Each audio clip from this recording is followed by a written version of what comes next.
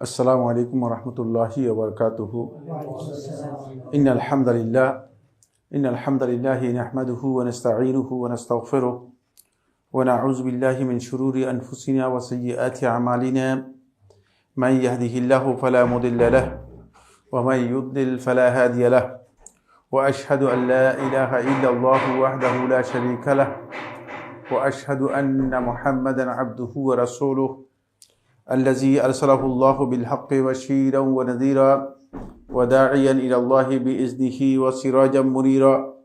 أما بعد فإن خير الحديث كتاب الله وخير الهدي هدي محمد صلى الله عليه وسلم وشر الأمور محدثاتها وكل محدثة بدعة وكل بدعة ضلالة وكل ضلالة في النار أو كما قال عليه الصلاة والسلام. قال الله سبحانه وتعالى في كلامه المجيد: أعوذ بالله من الشيطان الرجيم وأن هذا صراطي مستقيما فاتبعوه ولا تتبعوا السبل فتفرق بكم عن سبيله. وقال رسول الله صلى الله عليه وسلم في حديث أبي هريرة رضي الله تعالى عنه: إن الله يرضى لكم ثلاثا أن تعبدوه ولا تشركوا به شيئا وأن تعتصموا بحبل الله جميعا ولا تفرقوا وأن تناصحوا من والله الله أمركم. أخرجه البخاري رحمه الله تعالى. সম্মানিত উপস্থিতি, সম্মানিত দিনী ভাই বোনেরা, শুরুতে আল্লাহ তাআলার অসংখ্য অগণিত শুকরিয়া যে আল্লাহ সুবহানাহু ওয়া তাআলা আমাদেরকে মেহেরবানি করে ইয়ামুল জুমার অত্যন্ত গুরুত্বপূর্ণ একটি সময়ে মজলিসুল জিকির, একটি জিকিরের মজলিসে একত্রিত হওয়ার তৌফিক দিয়েছেন, যেখানে কোরআন এবং সুন্নাহর অত্যন্ত মৌলিক কিছু বিষয় নিয়ে আমরা আলোচনা করে থাকি, অংশগ্রহণ করে থাকি। এই ধরনের একটা মজলিসে আল্লাহ রাব্বুল আলামিন আমাদেরকে একত্রিত হওয়ার আশা তৌফিক দিয়েছেন। এই জন্য আল্লাহ তাআলা শুকরিয়া আদায় করি, আলহামদুলিল্লাহ। আল্লাহ সুবহানাহু ওয়া তাআলা বান্দার যে কাজে সবচেয়ে বেশি খুশি হন সেটি হচ্ছে বান্দা যখন আল্লাহ তাআলার প্রশংসা করে আলহামদুলিল্লাহ বলে তখন বেশি খুশি হন। হাদিসের মধ্যে এসেছে, রাসূলুল্লাহ সাল্লাল্লাহু আলাইহি ওয়াসাল্লাম বলেছেন, বান্দা যখন খায় তারপরে যদি বলে আলহামদুলিল্লাহ, অথবা বান্দা যখন পান করার পরে যদি বলে আলহামদুলিল্লাহ, আল্লাহ রাব্বুল আলামিন সবচেয়ে বেশি খুশি হন। সুবহানাল্লাহ। সুতরাং এটা আল্লাহ তাআলার কাছে অত্যন্ত আনন্দ এবং খুশির শব্দ। আমরা যখন আল্লাহ রাব্বুল আলামিনের প্রশংসা করব, এতে আল্লাহ সুবহানাহু ওয়া তাআলা সবচেয়ে বেশি খুশি হন। দেখা যায় যে আমরা খাবার শেষ করেছি কিন্তু আলহামদুলিল্লাহ শুনি না, ঠিক আছে কিনা? অনেকে দেখবেন যে খাবার শেষ কিন্তু আলহামদুলিল্লাহ শুনবেন না। কোনো কিছু পান করেছেন, চা পান করেছেন, কিন্তু তিনি চা পান করার শেষে আলহামদুলিল্লাহ বলছেন, আমি শুনি নাই। খুব কম লোক। কে ভুলিয়ে দেয়? শয়তান ভুলিয়ে দেয়।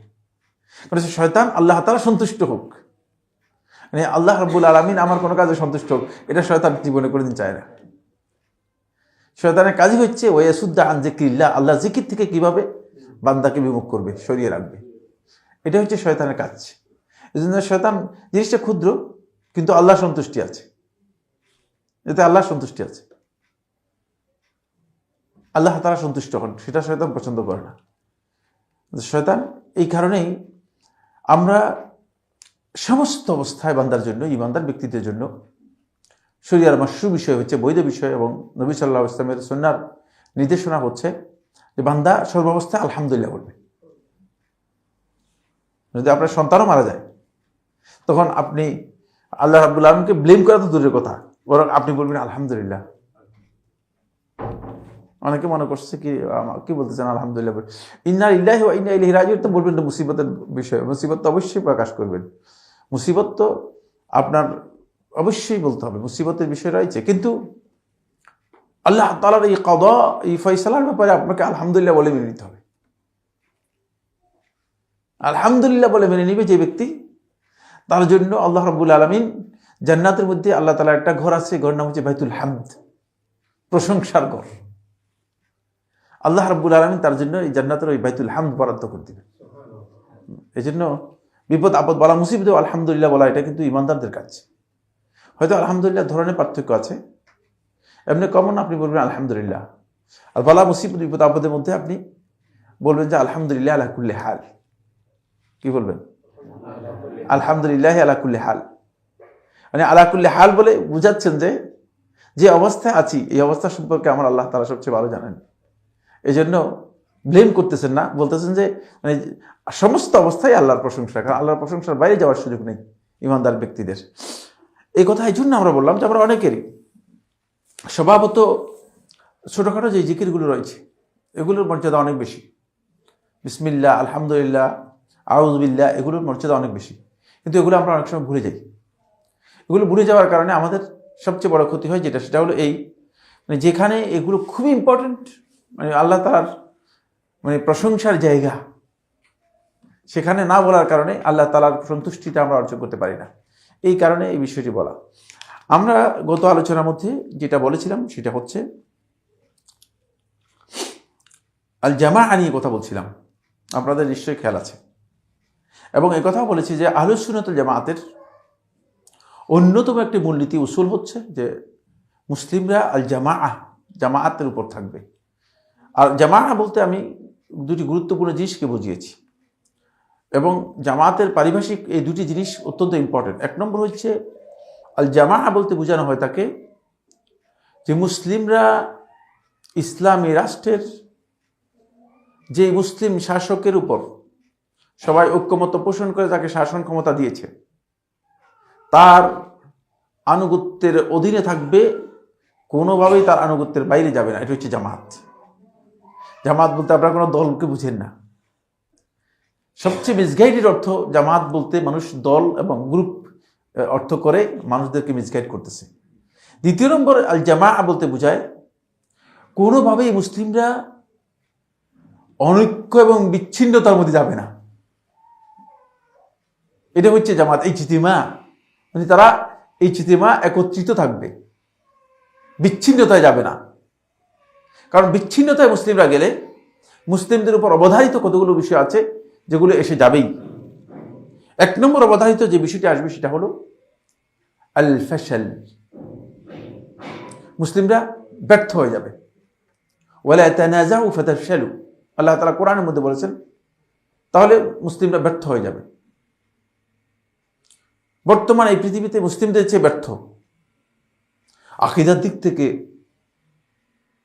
তারপরে দলিলের দিক থেকে, উৎস রিসোর্সের দিক থেকে মুসলিম যারা আছে তারা যে কত বেশি শক্তিশালী, পৃথিবীর আর কোনো ধর্ম আসলে কোনো ভিত্তির উপর নেই। কারণ ইহুদিদের কাছে মূসা আলাইহিস সালাম যে তাওরাত নিয়ে এসেছেন নাই, খ্রিস্টানদের কাছে ঈসা আলাইহিস সালাম যে ইনজিল নিয়ে এসেছেন নাই, তারপরে বাকি অন্যান্য ধর্মাবলম্বী যারা আছে তারা নিজেদের ধর্মের উৎস কোনটা সেটাও জানে না। মানে কোনটা ধর্মের মূল উৎস তারা জানে না, তাদের অরিজিনাল উৎস কোনটা, সেটা কি পুরাণ না বেদ না অন্য কিছু, বুঝলেন না? মানে বেদের মধ্যে 5 প্রকার বেদ রয়েছে, মানে কোনটা তারা নিজেরাও জানে না। মানে ধর্মের উৎস কোনটা সেটাও জানে না। মানে ধর্ম জানার তো পরের মাসআলা, পরের বিষয়, ধর্মের মূল উৎস কোনটি সেটা পর্যন্ত জানে না। সেদিক থেকে মুসলিমরা এত শক্তিশালী উৎসের উপর থাকার পরেও মুসলিমরা ব্যর্থতার কারণ একটাই, সেটা হচ্ছে মুসলিমদের মধ্যে বিরোধ, মতবিরোধ, বিবাদ এবং বিভিন্ন গ্রুপিং, মুসলমানদের মধ্যে যে গ্রুপিং তৈরি হয়েছে সেই গ্রুপিং। এখানে একটি বিষয় খুব গুরুত্বের সাথে জানা দরকার, সেটা হচ্ছে এই, আমি এটা গত আলোচনার মধ্যে বলেছি যে মুসলিমদের ফেরকাবন্দি বা গ্রুপিং এখান থেকে বাঁচার কোনো উপায় নেই। এটা তো ওহীর মাধ্যমে জানানো হয়েছে, কেউ এসে এ কথা বলতে পারবে না যে ফেরকাবন্দি হবে না। কিন্তু আমরা যেটা তাহজির করতেছি সেটা হচ্ছে এই, ফেরকাবন্দি করে মুসলিমদের ক্ষতি মুসলিমরা যদি কোনোভাবে করে তাহলে বুঝতে হবে যে সে আসলে মুসলিম কিন্তু অমুসলিমদের এজেন্ডাদারি, মুসলিম অমুসলিমদের কি এজেন্ডাদারি। মুসলিম পরিচয় দিচ্ছে জিন্দিক, আসলে হচ্ছে জিন্দিক। হতে পারে সে আমার মতো এরকম দাড়িওয়ালা হতে পারে, হতে পারে সে আমার মতো লাল মানে গোত্রাওয়ালা হতে পারে, হতে পারে সে ব্যক্তি বড় পাগড়িওয়ালা হতে পারে। এটা আপনারা মানে খুব দূরের কথা মনে করার কোনো সুযোগ নেই, এটা অভাবনীয় নয়, বরং এটাই বাস্তব। কারণ মুসলমানদের মধ্যে আল্লাহ রাসূল সাল্লাল্লাহু আলাইহি ওয়াসাল্লাম যেখানে ওহী নাজিল হতো সেখানে যদি মুনাফিক থাকতে পারে, তাহলে বর্তমানে মুনাফিক এবং এই ধরনের এজেন্ডাদারি থাকবে না, একথা বিশ্বাস করার সুযোগ আছে কিনা? মোটেও সুযোগ নেই। অবশ্যই এজেন্ডাদারি থাকবেই, এবং সেই এজেন্ডাদারি আছে। 2 নম্বর বিষয় হচ্ছে সেটা হলো ওয়াতাযাহাবারি হুকুম, তোমাদের রাষ্ট্র চলে যাবে। মুসলিম রাষ্ট্রগুলো একে একে এমনভাবে চলে গিয়েছে যে যেতে যেতে যেতে যেতে মুসলিমরা এখন অমুসলিমদের কর্তৃত্বের মধ্যে থেকে তারা আলহামদুলিল্লাহ ডেকুর তুলতেছে। খুব মনে হয় যেন মানে বিশাল একটা ভালো অবস্থানের মধ্যে আছে। এবং এর মধ্যে কিছু কিছু সোকল্ড মুসলিম আছে, সোকল্ড আলেম ওলামাও আছে, যারা মানে কুফুরের মধ্যে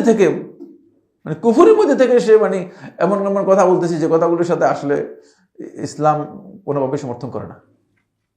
কারণ হচ্ছে মানে আকীদাগত দিক থেকে, মানহাজের দিক থেকে, সিস্টেমের দিক থেকে সবটাই কুফরির মধ্যে হয়েছে।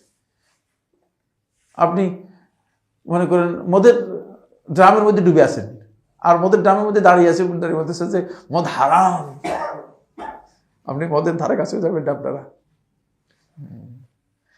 মানে এগুলো কোন ধরনের, এগুলো হচ্ছে একটা তামাশার মতো, অনেকটা তামাশার মতো। আসলে তো ইসলামের কিছুই আমাদের মধ্যে নেই। সুদ বৈধ, হ্যাঁ বৈধ করে দিয়েছে। মানে বৈধ বলতে আপনার তো আপনার কাছে কেউ জিজ্ঞেস করতেছে না বৈধ না অবৈধ, আমার কাছে আসতেছে ওরা ফতোয়া জিজ্ঞেস করা যায় না। কারণ রাষ্ট্র সিস্টেমেই করে দিয়েছে বাংলাদেশ ব্যাংক সুদ ছাড়া টাকা দিবে না, পকেটে যত টাকা আছে সবগুলো সুদ ভিত্তিক বের হয়েছে। বুঝতে পারছেন? হ্যাঁ, কি বলবেন আপনার এটা? অনেকে আমার কাছে এসে বলতেছে, আমি বলছি শুনেন, জ্ঞান না থাকলে কথা বলেন না। আপনার পকেটে যে টাকা আছে এটা তো সুদের টাকা, কারণ বাংলাদেশ ব্যাংক থেকে মানে সুদের ভিত্তি ছাড়া টাকা বের হয় না। টাকা বের হয় কিভাবে? বাংলাদেশ ব্যাংক ব্যাংকগুলোকে দেয়, সুদের ভিত্তিতে দেয়। তাহলে আপনি তো মানে এমনি সুদের মধ্যে আছে। জাতীয় পর্যায়ে আপনাকে সব সুদ দিতেছেন, সুদ দিচ্ছেন এবং নিচ্ছেন, সুদ দিচ্ছেন আর নিচ্ছেন। হয়তো আপনার হাতে নিচ্ছেন না, এটুকু বলবেন যে ভাই আমি তো হাতে নিই, ঠিকই আছে, কিন্তু এগুলো তো আমাদের মধ্যে আছে। ফলে রাষ্ট্র মানে চলে গিয়েছে, রাষ্ট্র মুসলমানদের কাছ থেকে চলে গিয়েছে। একসময় ইসলামী রাষ্ট্র যখন ছিল তখন সেখানে ইসলামের বিধিবিধানগুলো বাস্তবায়ন করা হতো, তারপরে রাষ্ট্রীয়ভাবে ইসলামের ডিগ্রি জারি করা হতো। কিন্তু এখন এগুলো নামবন্ধ চিন্তা করা কঠিন, দুশ্চিন্তার বিষয়। এগুলো হচ্ছে বহু বহু পরের বিষয়। 3 নম্বর বিষয় শাইখুল ইসলাম ইবনে তাইমিয়া রাহমাতুল্লাহ বলেছেন, ওয়াতাসাল্লুতুল আদা আলাইহিম, মুসলিমদের উপর শত্রুদেরকে আল্লাহ তাআলা কি করে দিবেন? জয় করে দিবেন, চাপিয়ে দিবেন। সেটাও এখন কি আমরা মানে দেখতেছি, প্রত্যেকটা জায়গায় জায়গায় শত্রুই, দুশ্মন যারা আছে তারাই আমাদের উপর জয় হয়ে যাচ্ছে।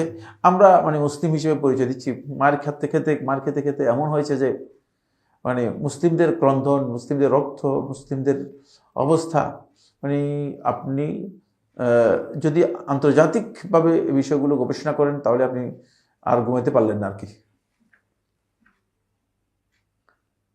মুসলিমদের পক্ষে বলবে, পৃথিবীর কোনো মুসলিম শাসক নেই। মুসলিমদের পক্ষে বলবে, পৃথিবীর কোনো মুসলিম শাসক নেই বলুন না, মানে এটা আমাদের কাজ, এটা কাজের কাজ, এটা ওদের কাজ, অন্যদের কাজ।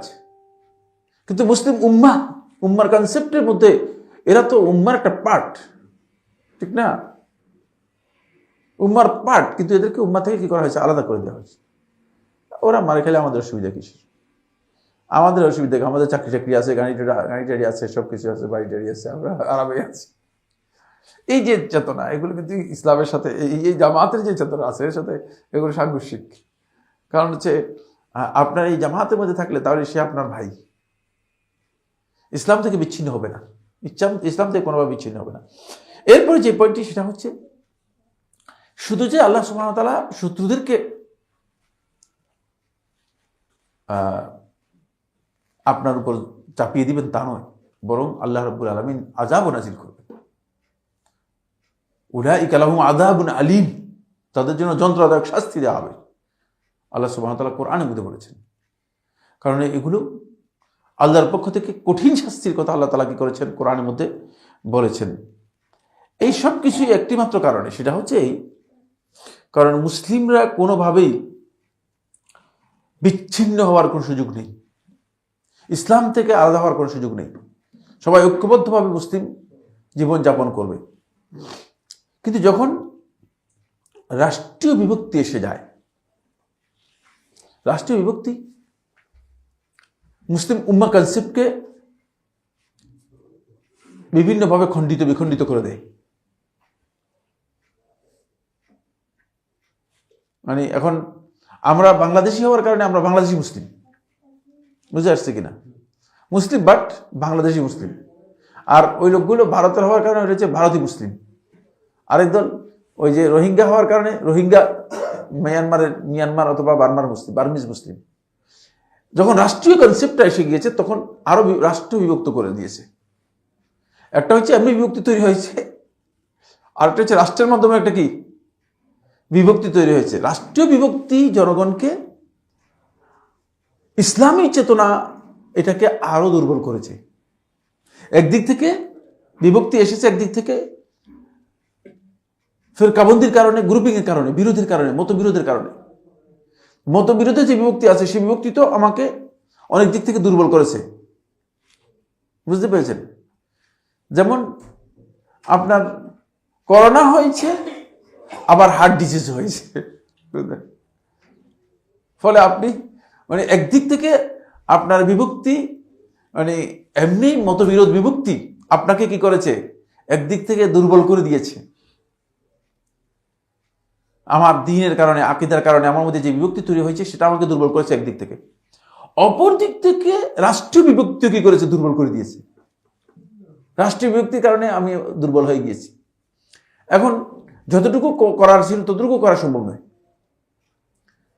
এখন যদি আপনি ওয়ালাইকুম সালাম, এখন যদি আপনি সাধারণ যে কাজ আছে যেগুলো করা দরকার সেগুলো আপনি যদি করতে চান সেটা আপনি করতে পারবেন না। এই জায়গায় মুসলমানদেরকে ইসলামের দিক নির্দেশনা হচ্ছে একটাই, সেটা হলো এই, মুসলিমরা সর্বোচ্চ চেষ্টা করবে তারা তাদের কোরআন এবং সুন্নাহর যে আকীদা, সালাফ সালিহিনের যে আকীদা আছে এই আকীদার সাথে তারা নিজেদেরকে সম্পৃক্ত রাখবে। কারণ এখন এই জিনিসগুলো বলতে পারেন যে এটা ফিতনা, যদিও এটা মানে ফিতনা একদিক থেকে নয়, কারণ আপনি প্রকাশ্যে জানেন যে এটা মানে এটা আমার জন্য মানে বিভক্তির কারণ হয়ে দাঁড়িয়েছে, উম্মার মধ্যে বিভক্তির কারণ হয়ে দাঁড়িয়েছে। কিন্তু এটা ফিতনার কারণ হচ্ছে এই জন্য যেহেতু এখান থেকে আপনার বের হওয়ার কোনো সুযোগ নেই।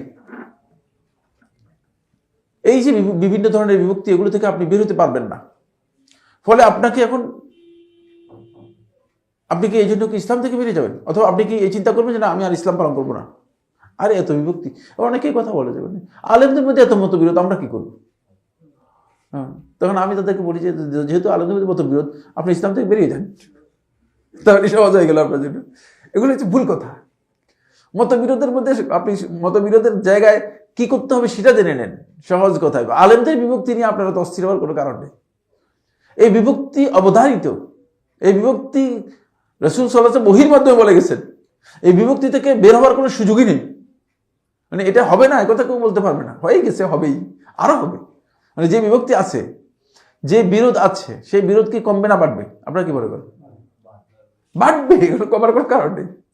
এটা যে কমে যাবে হঠাৎ করে একবারে সবাই মিলে একবারে মানে কোলাকুলি করে ফেলবে, এরকম ঘটনা ঘটবে, এটা বিশ্বাস করার কোনো সুযোগ নেই। কারণ হচ্ছে এই যে ভাড়ার পেছনে কারণ ওই যে শয়তান প্রথম দিন থেকে কাজ শুরু করে দিয়েছে, এখন পর্যন্ত অবসর নেই। আর আমরা অবসর নিতে নিতে শেষ। আমরা সপ্তাহে একদিন অবসর, মাসে 2-3 দিন অবসর, তারপরে মানে 60 বছর হলে চাকরি থেকে অবসর, মানে অবসর নিতে নিতে আমাদের শেষ। কিন্তু শয়তান তো অবসরই নেই, কারণ সে কোনো অবসরে নিচ্ছে না। সে তার সবসময় কাজ, শনিবারেও কাজ, রবিবারেও কাজ, সোমবারেও কাজ। সুতরাং এই কারণে শয়তান আপনার এটাকে ঠিক রাখার জন্য, বিভক্তি ঠিক রাখার জন্য শয়তান কাজ করে যাবে। এখন আমাদের করণীয় 1 নম্বর হচ্ছে যে সেটা হলো আমরা আমাদের আকীদাকে, কোরআন এবং সুন্নাহর আকীদা যেটি সালফে সালিহিনের আকীদা, সেই আকীদাটাকে মজবুত করে আঁকড়ে ধরতে হবে। আপনি অনেক কিছু করতে পারবেন না, কিন্তু যতটুকু নিজে করতে পারবেন সেটা করতে হবে। মানে এখন সমস্ত লোককে সংশোধন করার দায়িত্ব সারা পৃথিবীর সংশোধনের দায়িত্ব আমাদের উপর বর্তাম না, কারণ আপনার গণ্ডি যতটুকু এর বাইরে আপনি মাসউল নন, জিজ্ঞাসিত হবেন না। কুল্লুকুম মাসউলুন আন রাইয়াতিহি, আপনি জিজ্ঞাসিত হবেন আপনার পরিবারের কথা, আপনি জিজ্ঞাসিত আপনার কর্তৃত্বের মধ্যে যারা আছে তাদের কথা। এর বাইরে আপনি কারোর ব্যাপারে আপনার জিজ্ঞেস করা হবে না, কাউকে জিজ্ঞেস করা হবে না। সুতরাং যেহেতু আপনার গণ্ডি সীমাবদ্ধ, সেই সীমাবদ্ধ গণ্ডির মধ্যে আপনি 1 নম্বর কাজ হচ্ছে এটা আঁকড়ে ধরবেন। 2 নম্বর কাজ হচ্ছে সেটা হলো যখনই কোনো বিবাদ হবে, যখনই কোনো ইখতিলাফ হবে, সর্বোচ্চ ইমানদার ব্যক্তিদের করণীয় হচ্ছে, ইমানের দাবি হচ্ছে আল্লাহ এবং তার রাসূলের কাছে প্রত্যার্পণ করা, ফিরে আসা, গোড়ামি না করা, বাড়াবাড়ি না করা, ব্যবসাব এমন না দেখানো যে মানে আমার সাথে আল্লাহর সাথে অল্প আগে কথা হয়ে আসছে যে আল্লাহ তাআলা বলছেন তুমি হকের উপর আছো আর সব বাতিল। এটা একেবারেই মানে সংকীর্ণতা। এই সংকীর্ণতা থাকার কারণেই আমরা হককে হক হিসেবে পাচ্ছি না, হককে হক হিসেবে জানার সুযোগ নেই। মানে এমন এমন বক্তব্য, এমন এমন কথা, এমন এমন চিন্তাধারা লোকদের মধ্যে আছে যে ব্যবসাটা এমন যে মনে হয় যেন তিনি আল্লাহর সাথে কথাবার্তা বলেই মানুষদেরকে এগুলো বলতেছেন। এটা অথচ হইতে পারে যে ইজতিহাদি মাসালা। মাসাইলের ক্ষেত্রে আপনারা জানেন যে মাসাইলের 2 ধরনের, একটা হচ্ছে যেগুলো কোরআন এবং হাদিসের সরাসরি নস দ্বারা প্রমাণিত হয়েছে, আর কিছু কিছু মাসালা আছে ইজতিহাদি মাসালা। ইজতিহাদি মাসালার ব্যাপারে সীমা লঙ্ঘন করা, একেবারে আল্লাহ এবং তার রাসূলের মানে বক্তব্যের মতো বক্তব্য দেয়া, এটা গলত। একজনকে হক আরেকজনকে বাতিল করে দেয়া, এটা গলত। ইজতিহাদি মাসালা আমি এখানে অনেকগুলো উদাহরণ দিয়েছিলাম, তোর মধ্যে একটা উদাহরণকে দিতে পারবে? হ্যাঁ, যে কোনো একজন, আমি অনেক আলোচনা করেছি ইজতিহাদি মাসালা। সরাসরি কোথায় তাকাবে, এটা ইজতিহাদি মাসালা বলছি। হ্যাঁ, মুজার উপর মাসে করে, এটা ইজতিহাদি মাসালা। তাহলে ওখানে নির্দিষ্ট করতে হবে, ফকির কাজ হচ্ছে ফকির নির্দিষ্ট করে বলতে হবে যে চামড়ার নয়, কাপড়ের মুজার উপর মাসে করা। বুঝতে পেরেছে?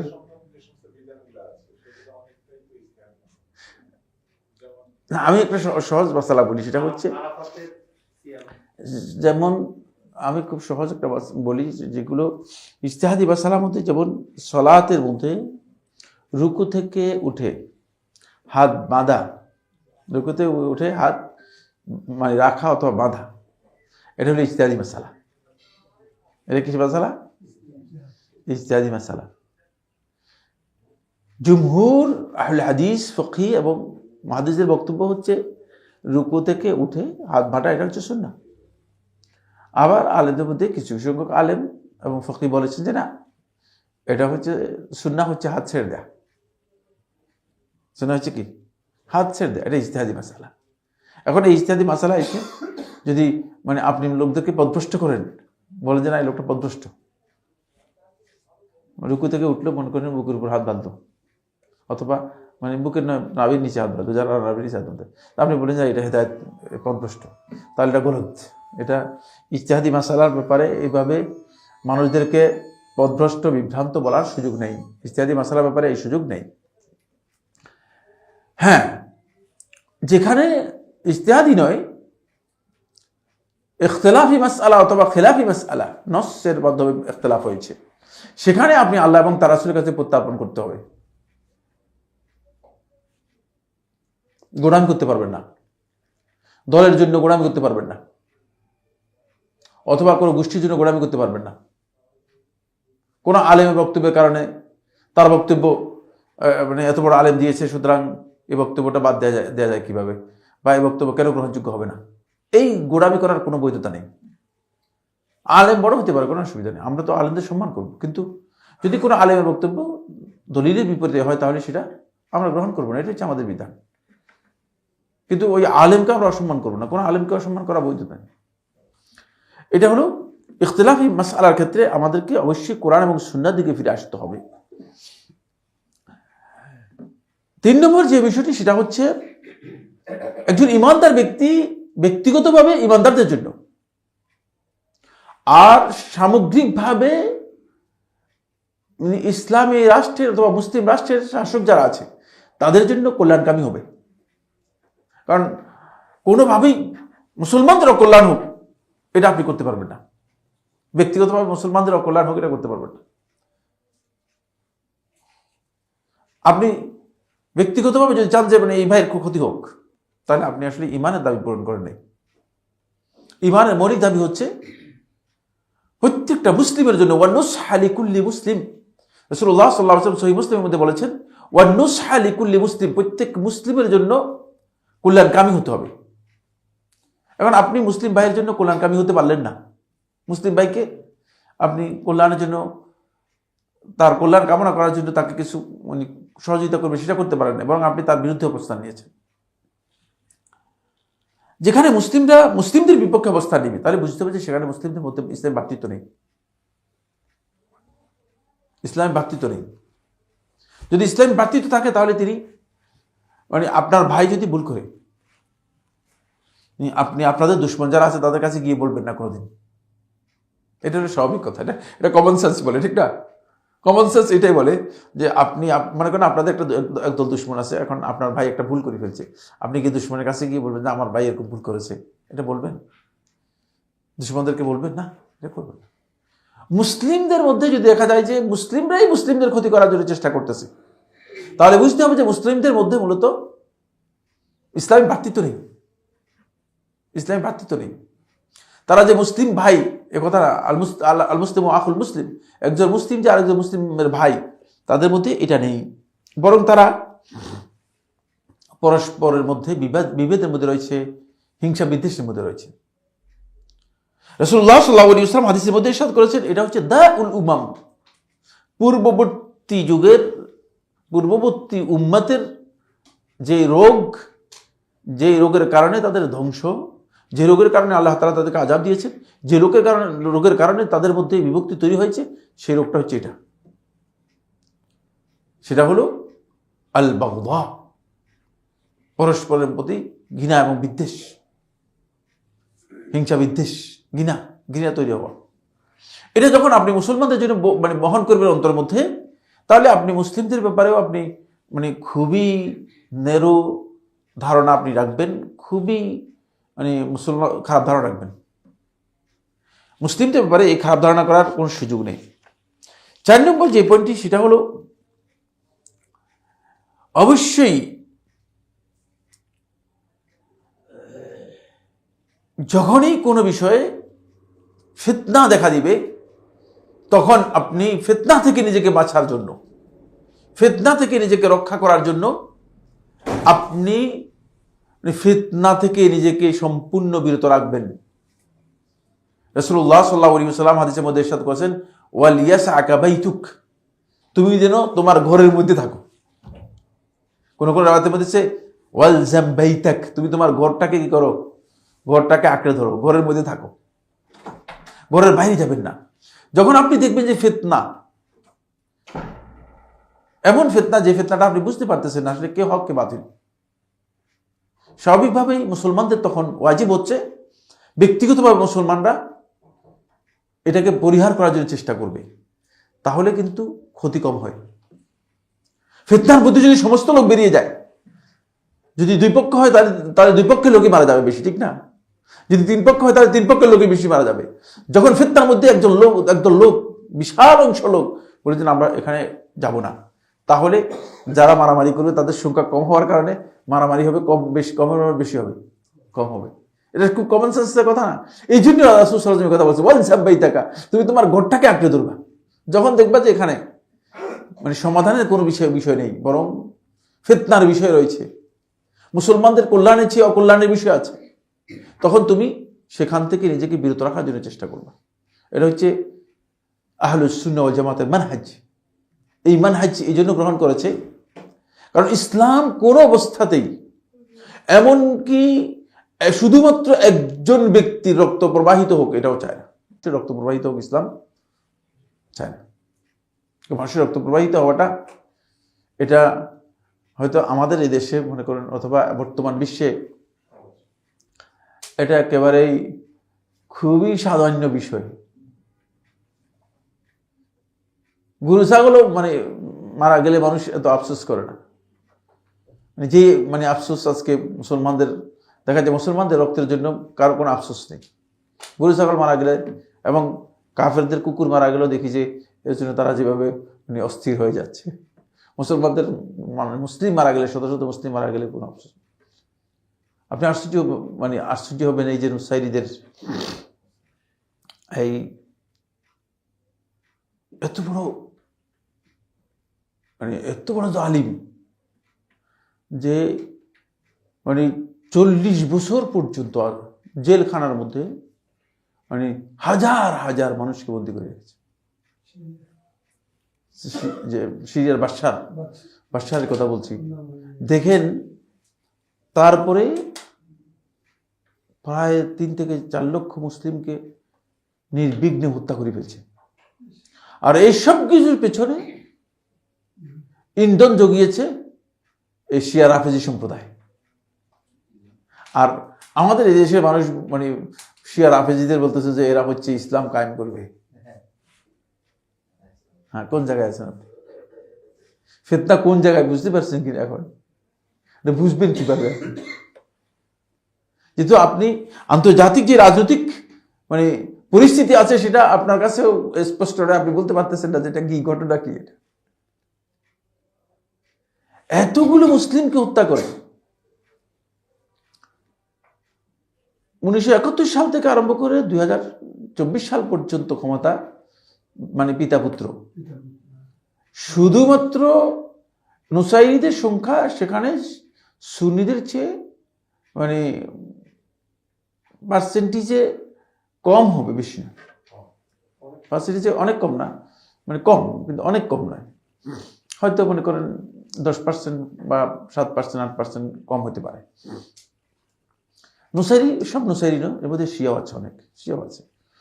কিন্তু আমি এটা বলছি না যে, কিন্তু এত বছর পর্যন্ত সুন্নিদের রক্ত হালাল করে সুন্নিদের মধ্যে থেকে আমরা তো আমাদের কোনো চেতনাই ছিল না, ঠিক না? হ্যাঁ, শত শত মানুষকে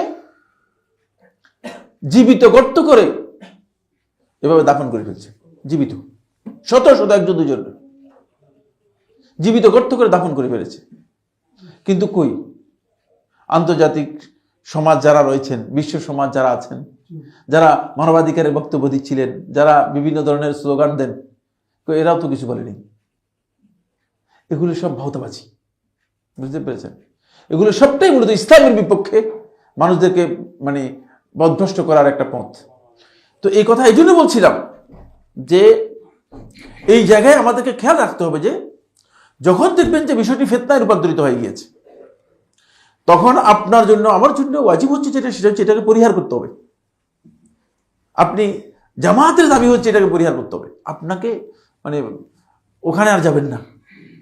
ফিতনা থেকে আপনি নিজেকে যথাসম্ভব চেষ্টা করবেন বাঁচিয়ে রাখার জন্য, দূরে থাকার জন্য। আর সর্বশেষ পয়েন্ট যেটা, সেটা হচ্ছে 5 নম্বর সবশেষ পয়েন্ট হলো, কোনো অবস্থায় যেন ফিরকাবন্দি তৈরি না হয়। যখনই মুসলিমরা চেষ্টা করবে যে আরেকটা নতুন একটা ফিরকা করি, তাহলে নতুন একটা দল করার অর্থ হচ্ছে একটা ফিরকাবন্দি তৈরি করা।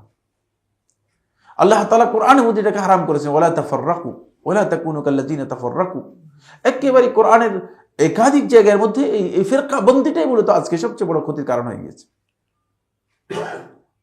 আজকে যারা দাওয়াত দিচ্ছেন, দাওয়াতটা ফিরকার দিকে দিচ্ছেন।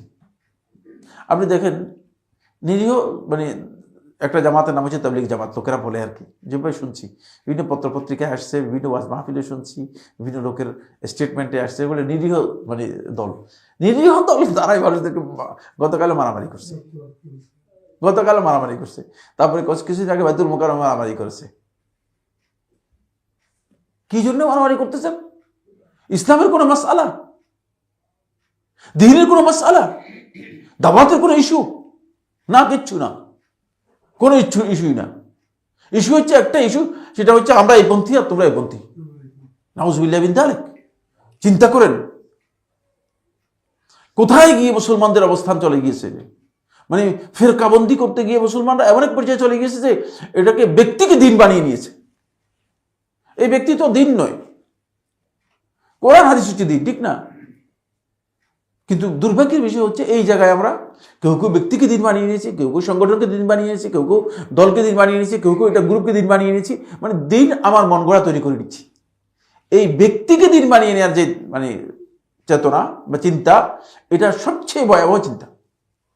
এই কারণে এখন মানুষ একেবারেই অসহনশীল, বরং উগ্রতার দিকে চলে যাচ্ছে। এখানে এই জন্য বলছি সেটা হলো এই ফিরকাবন্দিটাকে সম্পূর্ণ অ্যাভয়েড করতে হবে। বাংলাদেশের মতো একটা ক্ষুদ্র দেশ, এটাকে দুর্বল করা হয়েছে কিভাবে ওটা জানেন কিনা? দুর্বল করা হয়েছে দল সৃষ্টি করে। বড় বড় দেশগুলোর মধ্যে দল কয়, 3টা দল বা 2টা দল। আমেরিকাতে কয়টা দল? মানে দল বড় বড় দেশ না, 2টা না, বেশি রয়েছে দল, মানে 3টা বা 4টা দল রয়েছে। হ্যাঁ, ওগুলো মানে প্রসিদ্ধ নয় আর কি। যাই হোক, মানে গোটা পৃথিবীর মধ্যে বড় বড় দেশ যেগুলো আছে সেগুলোর মধ্যে আপনার মানে কয়েকটা দল, আর আমাদের এখানে মানে মানে দল আপনি গণে শেষ করতে পারবেন না। এগুলো তো গণে শেষ করতে পারবেন না, এগুলো তো পরিচিত দল। আরো আন্ডারগ্রাউন্ডে এমন দল আছে যেগুলো সম্পর্কে মানে আমরা কেউ জানিয়ে না। বুঝতে পেরেছি? মানে এই যে দলাদলি, এই যে গ্রুপিং, এগুলি মূলত দেশের আমাদের সবচেয়ে বেশি ক্ষতি করেছে।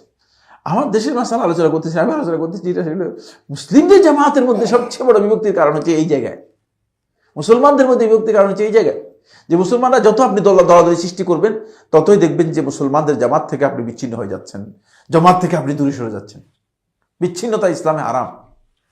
আর সেই বিচ্ছিন্নতায় মূলত দেখা যাচ্ছে যে আমরা নিজেদের জন্য বৈধ করে নিয়েছি।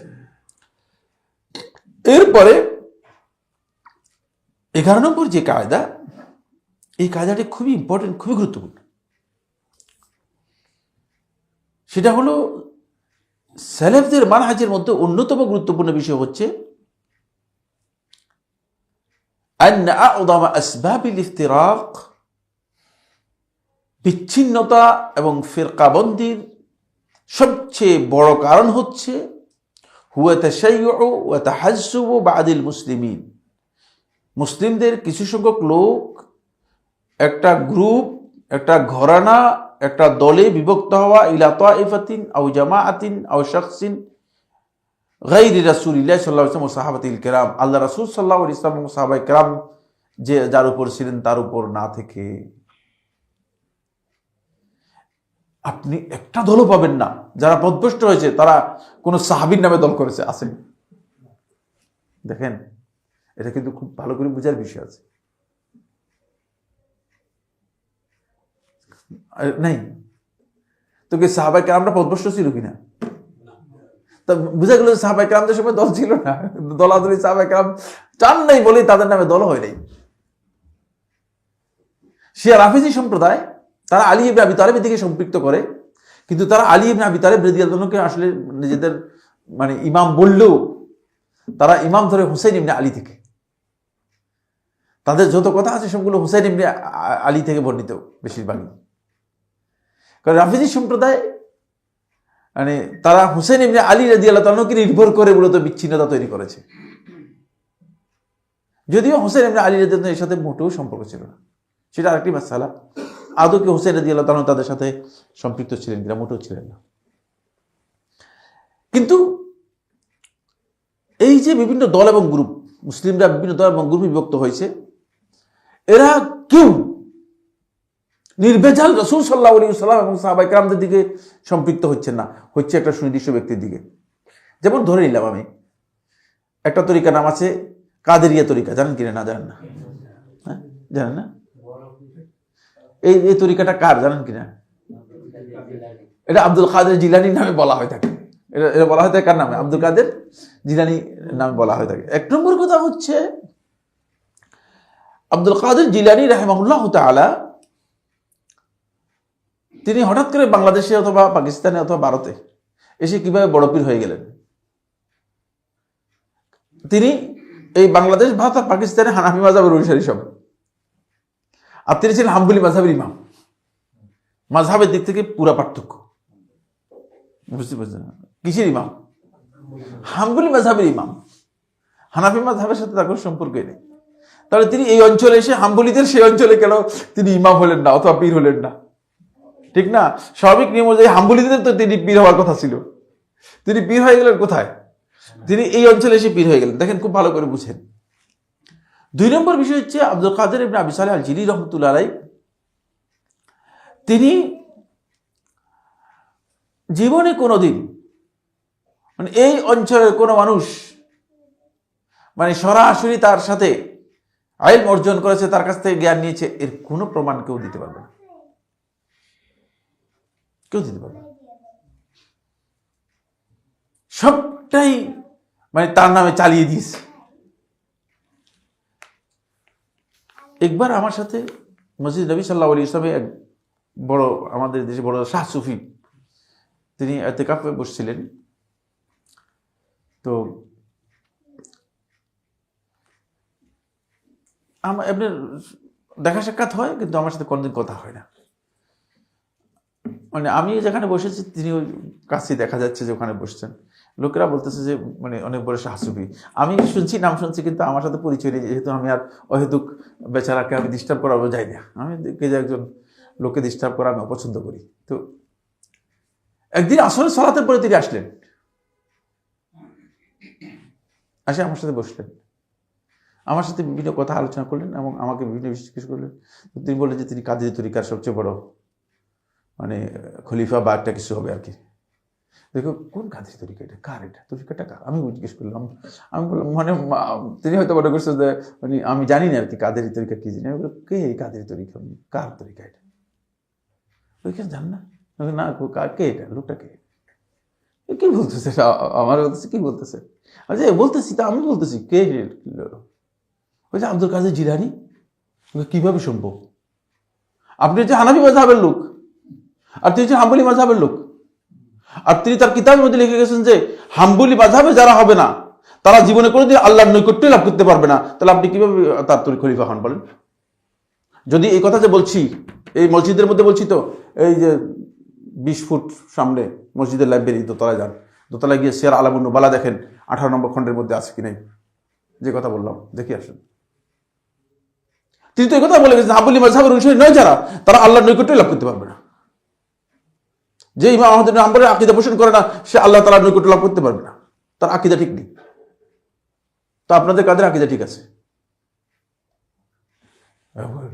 একবারে মনে হয় যেন মানে পুরা শাহ সুফি পুরাই শাহ হয়ে গেছে, বুঝলেন না? পুরাই ভেঙে গেছে। বলতে চাই আপনি যান, এখানে লাইব্রেরি রয়েছে, বেশিটা সামনে, কারণ আমি লাইব্রেরির সামনে সবসময় বসি। আমি লাইব্রেরি আছে, লাইব্রেরিতে যান, দোতলায় সিয়ার আলামুন নুবালায় 18 নম্বর খণ্ডের মধ্যে আব্দুল কাদের ইবনে আবি সালেহ জিলি রহমতুল্লাহ আলাইহির জীবনী রয়েছে। আমার তার জীবনীর উপর যতগুলো বই লেখা রয়েছে সবগুলো পড়া আছে।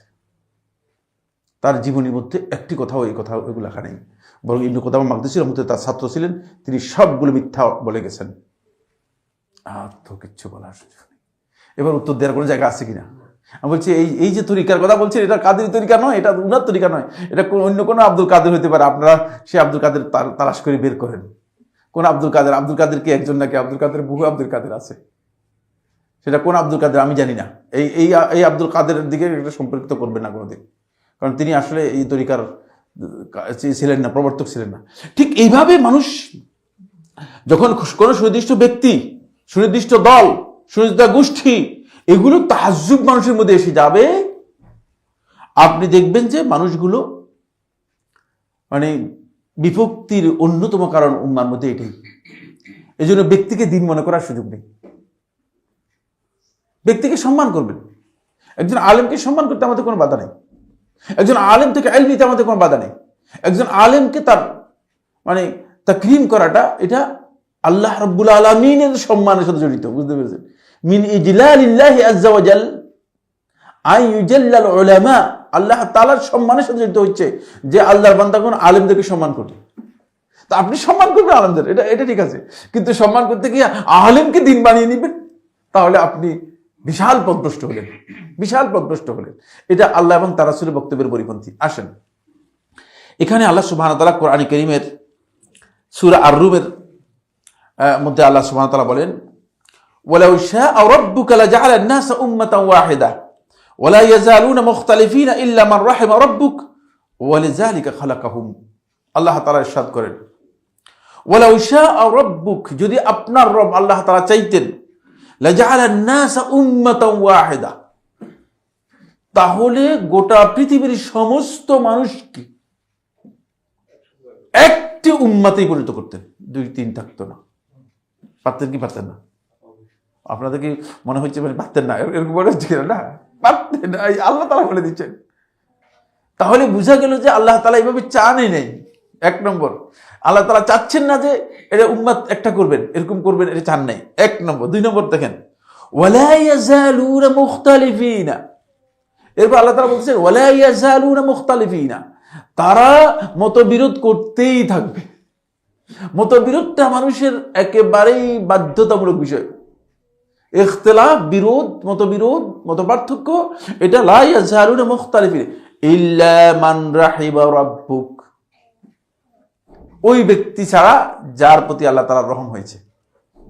মতবিরোধ করে হক পাবে যার উপর রহমত আসছে সে, আর বাতিলে চলে যাবে যার রহমত থেকে বঞ্চিত হয়ে গেছে সে। কিন্তু মতবিরোধ মুক্ত হয়ে যাবে না। এই জন্য ইখতিলাফ ফু দিয়ে নিবেতে পারবেন না, যেটা আল্লাহ তাআলা বলেন।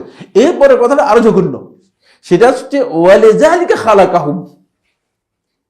ওয়ালিযালিকা, আমরা আরবি যারা বুঝতে সহজ হবে, ওয়ালিযালিকা মানে এই কারণেই তাদেরকে সৃষ্টি করা হয়েছে। নাউযুবিল্লাহ। এই তাফসীর মধ্যে ইবনে মুবারক রাহমাতুল্লাহ কি বলেন একটু পড়ে শুনি আপনাদেরকে, তাহলে বুঝতে পারবেন যে মানে এটা কি বুঝাচ্ছে। ইমাম ইবনে মুবারক রাহমাতুল্লাহ বলেন, কাউলুহু তাআলা, আল্লাহ তাআলার কথা, ইল্লা মান রাহিমা রাব্বুক, যে যার প্রতি তোমার রব রহম করেছে, আল্লাহ তাআলার রহমত যার প্রতি হয়েছে সে ছাড়া আর বাকিরা ইখতিলাফের মধ্যে থাকবেই। এর অর্থ হচ্ছে আহলুল হক লাইসা ফীহিম ইখতিলাফ। এক নম্বর কথা হচ্ছে যারা হকের অনুসারী হবে তাদের মধ্যে ইখতিলাফ থাকবে না। তারা ইখতিলাফটাকে মানে মতপার্থক্যে রূপান্তরিত করবে না, মতবিরোধে রূপান্তরিত করবে না, ফিরকাবন্দিতে রূপান্তরিত করবে না। এ দেখেন দলিল হচ্ছে এই চারজন ইমামের নাম, তো শুধু দলিল, শুধু চারজন ইমাম, বাকিদের কথা বলবো না। ইমাম আবু হানিফা রহমতুল্লাহ আলাইহি, ইমাম মালিক রহমতুল্লাহ আলাইহি, ঠিক আছে, ইমাম শাফি রহমতুল্লাহ আলাইহি, তারপরে ইমাম আহমদ ইবনে হাম্বল রহমতুল্লাহ আলাইহি। এই চারজন ইমামের মাসআলার ব্যাপারে চারজনকে একসময় ছিলেন কিনা? ছিলেন। ইমাম আবু হানিফার মৃত্যুর পরে ইমাম শাফি আসছেন। ইমাম শাফির সময় ইমাম মালিকও ছিলেন। ইমাম মালিক আগে ছিলেন। ইমাম শাফি এবং ইমাম আহমদ ইবনে হাম্বল রহমতুল্লাহ একসময় ছিলেন, কিন্তু ইমাম আহমদ ইবনে হাম্বল রহমতুল্লাহ সর্বশেষ 2241 হিজরি মারা গিয়েছেন। মানে কিন্তু এই আলেমদের প্রত্যেকটা ক্ষেত্রেই ইখতিলাফ পাওয়া গিয়েছে। ইখতিলাফ পাওয়া যায়নি কথা না, ইখতিলাফ পাওয়া গিয়েছে, মাসআলার মধ্যে ইখতিলাফ পাওয়া গিয়েছে। ইখতিলাফ পাওয়া যাওয়া সত্ত্বেও এদের মধ্যে ফিরকাবন্দি ছিল না। একজন আলেম আরেকজন আলেমের বিপক্ষে বক্তব্য দেয় নাই, একজন আলেম আরেকজন আলেমের বিপক্ষে গ্রুপিং করে নেই, বরং কাজী আব্দুল ওয়াহাব আল মালিকি রহমতুল্লাহ আলাইহি তা ইশরাফের মধ্যে উল্লেখ করেন, তিনি বলেন ইমাম মালিক রহমতুল্লাহ একদিন ঘর্মাক্ত হয়ে বেরিয়ে আসলেন। ইমাম মালিক রহমতুল্লাহ খুব মানে এটাকে কয় জানি স্মার্ট লোক ছিলেন, এবং ইমাম রহমতুল্লাহ এমন সুগন্ধি ব্যবহার করতেন যে এখান দিয়ে গেলে মানুষ বুঝতে পারতো যে ইমাম মালিক রহমতুল্লাহ গিয়েছেন। বুঝতে পেরেছেন কিনা? খুব মানে স্বাভাবিকভাবে ইমাম মালিক রহমতুল্লাহ কাছেও যাওয়া যেত না। মানে ইমাম শাফি রহমতুল্লাহ মদিনা থেকে, মক্কা থেকে আসছেন ইমাম মালিকের দার্স নেওয়ার জন্য, 3 দিন সময় লাগছে শুধুমাত্র সাক্ষাৎ করতে। স্বাভাবিকভাবে যেতে পারতো না মানুষ, বুঝতে পেরেছেন? স্মার্ট, সেই পর্যায়ের স্মার্ট মানুষ ছিলেন। তো ইমাম মালিক রহমতুল্লাহ আলাইহি এবং ইমাম শাফি রহমতুল্লাহ আলাইহি, মানে ইমাম মালিক রহমতুল্লাহ উস্তাদ, ইমাম শাফি রহমতুল্লাহ ছাত্র ছিলেন। ইমাম মালিক রহমতুল্লাহ আলাইহি কাজী আব্দুল ওয়াহাব বলতেছেন একদিন হঠাৎ করে বেরিয়ে আসলেন, ঘর্মাক্ত, ঘামাই গেছে গায়ের মধ্যে। বলেছি ইমাম কি হয়েছে আপনার? বলি জানি আবু হানিফা, আবু হানিফা আমার কাছে আসছে, এসে কিছু মাসালা নিয়ে আমার সাথে আলাপ করেছে। ওয়াল্লাহি ইন্নাহু লাফাকিহ, ওয়াল্লাহু ইন্নাহু লাফাকিহ, আল্লাহর কসম করে বলছি সে ফাকিহ, আল্লাহর কসম করে বলছি সে ফাকিহ। বলছে আমাকে এমন ভাবে আটকাইছে যে পর্যন্ত আমি বুঝতে পারিনি যে আমি কি উত্তর দিব, কিছু বলতে পারছি। কিন্তু মানে কোনোদিন এই কথা আলেমরা কেউ একজনই বলে নাই যে মানে আবু হানিফা পথভ্রষ্ট ছিল। আর আবু হানিফার সময় মালিকের মানে শাফির একথা বলেন যে ইমাম মালিক পথভ্রষ্ট ছিল। ইমাম শাফির কথা ইমাম আহমদ ইবনে হাম্বল রহমতুল্লাহ বলছে, ইমাম ইমাম শাফি পথভ্রষ্ট ছিল। ইমাম শাফি সম্পর্কে, ইমাম মালিক সম্পর্কে ইমাম শাফি রহমতুল্লাহ ক্লিয়ার বলেছেন যে ইমাম মালিক রহমতুল্লাহ এলমি হচ্ছে মূলত যেটা মানে প্রকৃত এলম, যেখান থেকে মানুষ উপকৃত হয়েছে, যেহেতু তিনি মদিনার এলমকে কি করেছেন, ধারণ করেছেন। আর ইমাম শাফি রহমতুল্লাহ আলী সম্পর্কে ইমাম আহমদ হাম্বল রহমতুল্লাহ বলেছেন যে বিশ্ববাসী ইমাম শাফির কাছে এমনভাবে কৃতজ্ঞ যেমনি ভাবে দুনিয়ার মানুষগুলো সূর্যের কাছে কৃতজ্ঞ। কোন ধরনের মতবিরোধ নেই, চিন্তা করেন।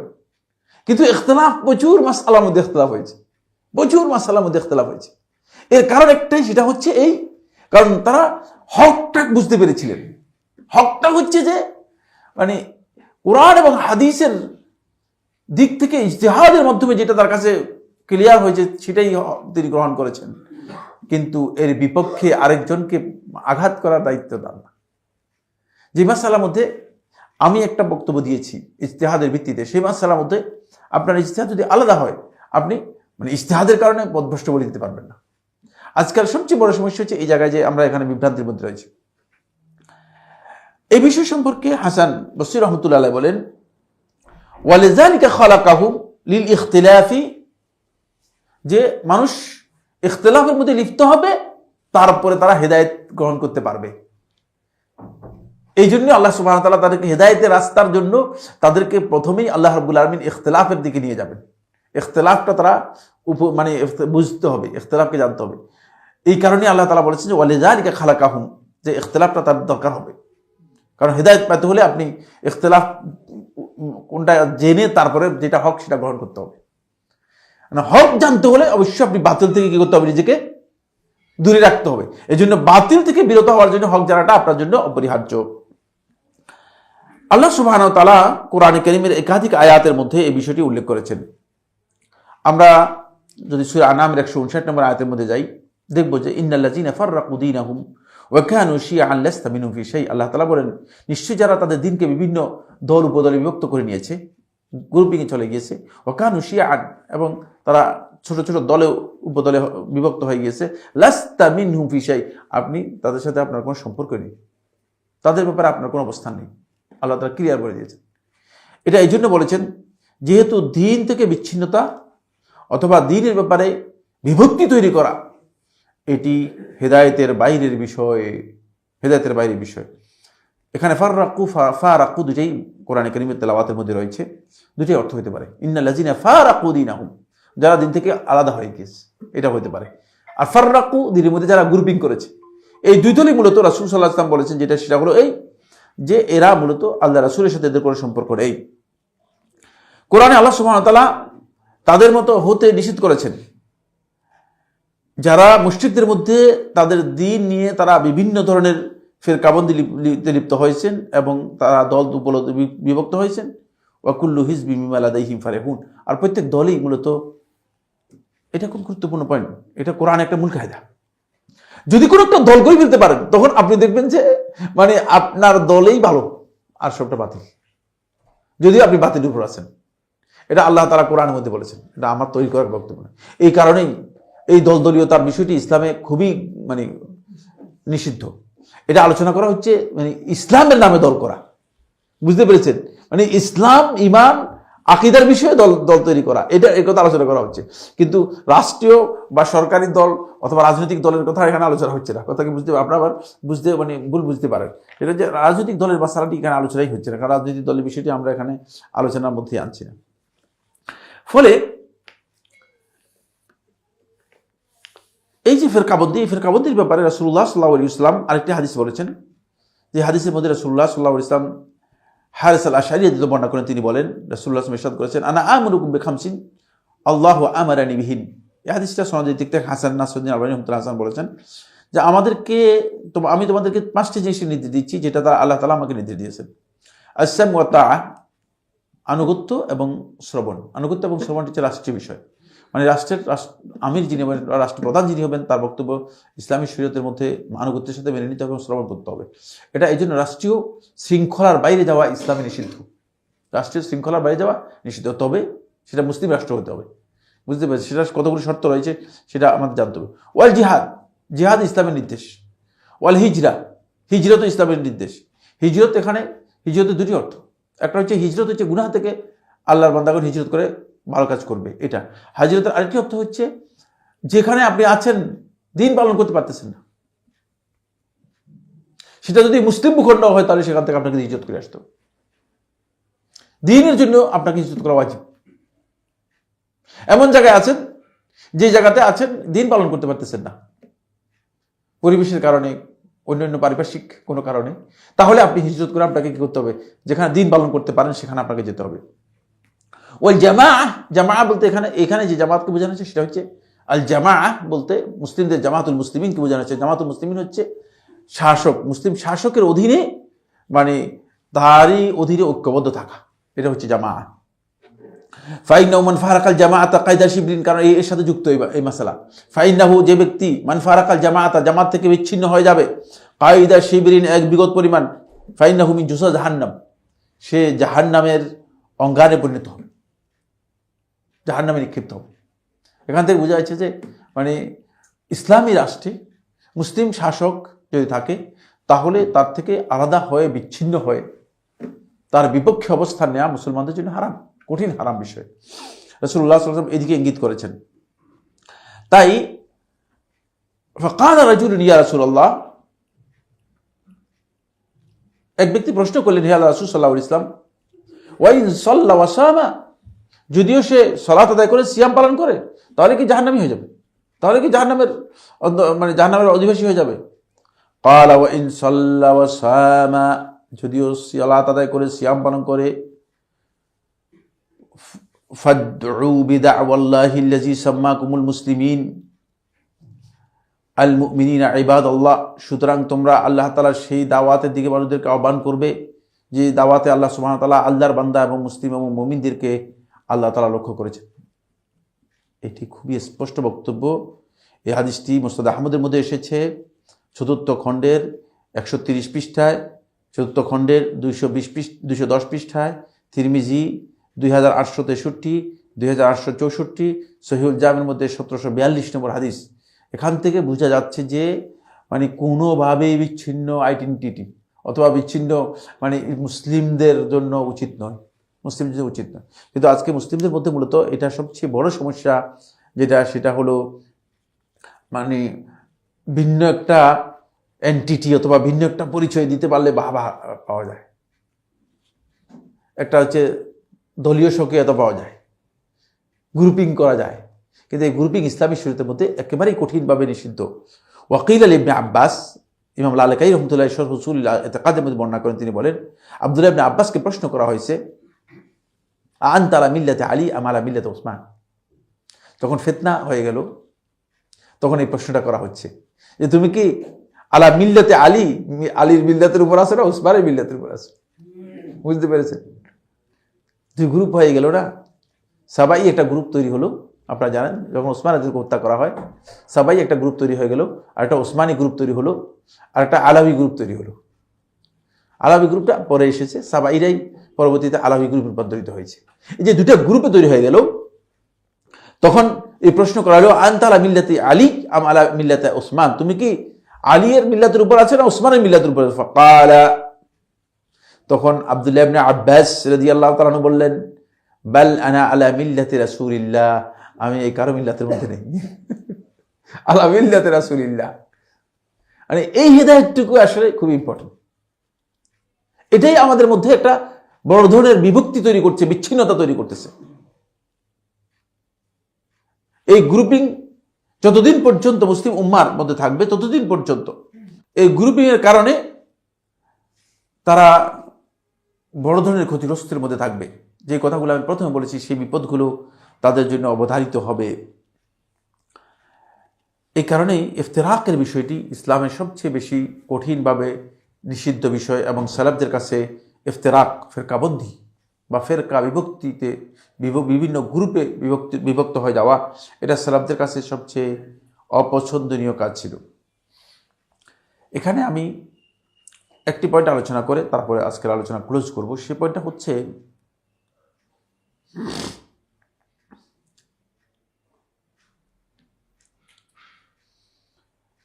মুসলিম উম্মার বর্তমান অবস্থায় মুসলিমদের মুসলিমগণ যেসব দল উপদলে বিভক্ত হয়ে গেছে, এগুলোর বাস্তব অবস্থা হচ্ছে নিম্নের দল এবং উপদলগুলো। এক, আল আহজাব সিয়াসিয়া, রাজনৈতিক দল। রাজনৈতিক দল একটা রাজনৈতিক উদ্দেশ্যে মূলত কি করা হয়েছে, প্রতিষ্ঠা করা হয়েছে। এখানে আকীদা এবং মানহাজের কি নেই, কোনো বালাই নেই। যেদিকেই যান আপনি, উদ্দেশ্য হচ্ছে কি, ক্ষমতা দখল করা অথবা রাজনৈতিক উদ্দেশ্য হাসিল করা। দ্বিতীয় নম্বর হচ্ছে আল আহজাব আল ফিকরিয়া, এটা হচ্ছে চিন্তাগত, চেতনাগত একটা দল, চেতনার ভিত্তিতে, চিন্তার ভিত্তিতে একটা দল, বুদ্ধিভিত্তিক দল। বুদ্ধিভিত্তিক দল হচ্ছে ফিকিরের উপর, যেমন তাকফিরি একটা দল, খারেজি একটা দল। এগুলো কিন্তু ইতিজাল একটা দল, ইতিজাল এগুলো একটা চিন্তার উপর প্রতিষ্ঠিত, মুতাজিলি আকীদার উপর প্রতিষ্ঠিত। এবং এগুলো আগে মুতাজিলিদের যে নাম ছিল বর্তমানে কিন্তু সেই নাম নেই, আগে খারেজিদের যে নাম ছিল বর্তমানে কিন্তু সেই নাম নেই। কিন্তু এই ফিকিরটা রয়ে গিয়েছে, এই চিন্তা বা এই বুদ্ধিভিত্তিক মানে চেতনাটা রয়ে গিয়েছে, বুঝতে পেরেছেন? এই ধরনের চিন্তাধারা রয়েছে। আর হচ্ছে আল আহজাব আল আকাদিয়া, আকীদাগত দল। এর মধ্যে বাতিল হচ্ছে যে সমস্ত দল আকীদাগত দিক থেকে বিচ্যুত, ওয়াহিয়াল আহজাবুল বাতিলা, এগুলো বাতিল। আকীদাগত দিক থেকে যারা বিচ্যুত হয়ে গিয়েছে ইসলাম থেকে, এগুলো সব বাতিল আকীদাগত দিক থেকে। যেমন মুতাজিলা সম্প্রদায়, মুতাজিলাদের মৌলিক আকীদা কি, কে বলতে পারবে? হ্যাঁ, মৌলিক আকীদা হচ্ছে কোরআন আল্লাহর কালাম নয়, এটা আল্লাহ তাআলা সৃষ্টি করেছেন। এই কথা আমাদের সমাজে অনেক লোকই বলে, কিন্তু এভাবে বলে না আর কি। কিন্তু এটা ভয়ঙ্কর একটি বিভ্রান্ত আকীদা এবং পথভ্রষ্ট আকীদা। এটা হলো মুতাজিলাদের মূল আকীদা এবং মূল বিভ্রান্তি। কারণ কোরআনকে যদি আল্লাহর কালাম বলা হয়, তাহলে আল্লাহর কালাম এর মধ্যে সামান্যতম কোনো কিছুর হেরফের করার কোনো সুযোগ নেই। কিন্তু যদি বলা হয় এটা আল্লাহর সৃষ্ট, এর মধ্যে যে কেউ কিছু পরিবর্তন করলে কোনো অসুবিধা নেই। তারা এটাকে আল্লাহর কালাম হিসেবে সেভাবে বলে নাই, বরং তারা বলেছে যে না, এটা সৃষ্ট, এটা সৃষ্টি করেছে। জিবরিল আমিনকে নির্দেশ দিয়ে আল্লাহ তাআলা সৃষ্টি করেছেন, এটা হচ্ছে আল্লাহর একটা সৃষ্টি। নাউজুবিল্লাহ, এটা আকীদাগত বিশাল বিভ্রাট। জাহমিয়াদের আকীদা কি, মূল আকীদা যেটা কি?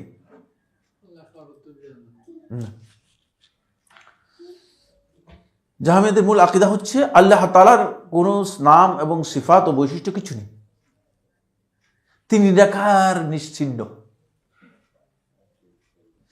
নিশ্চিহ্ন। আল্লাহ রাব্বুল আলামিন, নাউযুবিল্লাহি মিন যালিক। মানে এটা তো কোনো মানে এটাকে আল্লাহকে আসলে অস্বীকার করার মতোই। বলে আল্লাহ আছে কিনা, বলে আছে। আল্লাহ কোন জিনিস কিনা, বলছে না। তো আল্লাহ তাআলা কি বলছে? নিরাকার নিশ্চিহ্ন, তিনি কিচ্ছুই না। আরশের উপর কি আল্লাহ রাব্বুল আলামিন আছে? না, আল্লাহ আরশের উপর কিচ্ছু নেই। তো আল্লাহ কোথায়? না, বলে আল্লাহ আছেন, কিন্তু কোথায় আছেন সেটা নাই, সেটা আমরা জানি না। তিনি নিরাকার নিশ্চিহ্ন, কোনো কিছু নেই। নাউজুবিল্লাহ। জাহমিয়ারা পরে আল্লাহ তাআলা সমস্ত আসমাকে অস্বীকার করেছে, সমস্ত নামকে অস্বীকার করেছে, সমস্ত সিফাতকে অস্বীকার করেছে, সব কিছু আল্লাহ তাআলা অস্বীকার করেছে। জাহমিয়াদের আকীদা হচ্ছে, মুতাজিলাদের আকীদা বলেছি, জাহমিয়াদের আকীদা বলেছি। এরপরে আর কাদের আকীদা? যেমন কাদারিয়াদের আকীদা কি? কাদারিয়াদের আকীদা কি? কাদারিয়াদের না, কাদেরিয়া নয়, কাদারিয়া আর খাদেরিয়া এক জিনিস নয়। না, কাদারিয়াদের আকীদা হচ্ছে তাকদীর বলতে কিচ্ছু নেই, ওটা ভুয়া কথা। তাকদীর মানুষের সবকিছু, মানুষের ভাগ্যের পরিবর্তন করে, মানুষের সবকিছু সৃষ্টি করে, মানুষের সবকিছু পরিবর্তন করে। এটা হচ্ছে কাদারিয়াদের আকীদা। আল্লাহ তাআলা কি করেন নাই, এগুলো আল্লাহর পক্ষ থেকে তাকদীরের মধ্যে আছে, কথা গলত। প্রত্যেকটা মানুষ তার তাকদীর তার হাতের মধ্যে। মানে আপনার ভাগ্য পরিবর্তন করার আপনি আপনার মুঠোর মধ্যে পাবেন, বুঝতে পেরেছেন? এটা হচ্ছে কাদারিয়াদের আকীদা। এই সমস্ত আকীদা মূলত এগুলো বাতিল।